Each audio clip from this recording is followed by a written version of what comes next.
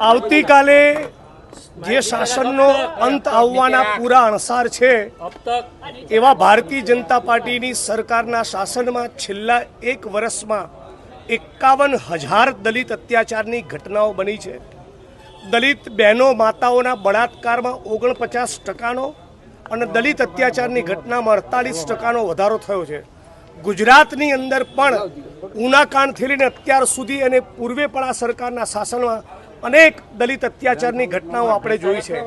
પણ હવે તો હદ એ થઈ છે કે ભારતીય જનતા પાર્ટીના ધારાસભ્યનો દીકરો એ સત્તાના નશામાં, સત્તાના ઘમંડમાં જૂનાગઢના દલિત સમાજના આગેવાન રાજુભાઈ સોલંકીના દીકરાનું અપહરણ કરે, ગાડીમાં બેસાડીને ફિલ્મી સ્ટાઇલથી કિડનેપ કરીને એને લઈ જાય અને આરોપ છે કે એને સંપૂર્ણ નિર્વસ્ત્ર કરી એનું વિડીયો રેકોર્ડિંગ કરી જાણે જાનથી મારી નાખવાનો હોય એ પ્રમાણે એની સાથે મારપીટ કરવામાં આવી છે।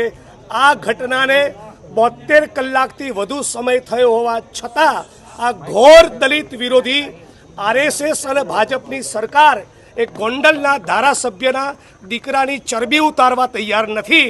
ત્યારે સમગ્ર ગુજરાતમાં આના ઘેરા પ્રત્યાઘાતો પડ્યા છે અને આજે રાજકોટ શહેરના તમામ પક્ષના દલિત સમાજના આગેવાનો અને ખાસ કરીને દલિત આંબેડકરવાદી ચળવળના મિત્રો આજે રાજકોટ કલેક્ટરના માધ્યમથી આવેદનપત્ર આપીને કહેવા માગીએ છીએ કે આવતા 24-48 કલાકમાં આ ગોંડલના ધારાસભ્યના પુત્રની ધરપકડ કરવામાં ના આવી તો સમગ્ર ગુજરાતમાંના ઘેરા પ્રત્યાઘાતો પડવાના છે।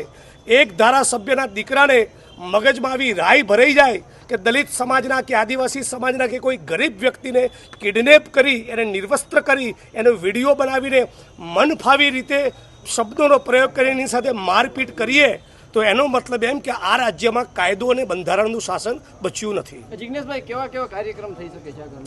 જલદ કાર્યક્રમો પણ થઈ શકે છે। આજે આવેદનપત્ર આપવાનો કાર્યક્રમ કર્યો છે, જૂનાગઢ બંધના કોલનું પણ વિચારીએ છીએ અને ગોંડલમાં આ જે લોકોને એવું છે કે મારું કોઈ નામ નહીં લઈ શકે એ ગોંડલની ધરતી ઉપર પણ એક દલિત અસ્મિતા સંમેલનનું પણ અમે વિચારી રહ્યા છીએ।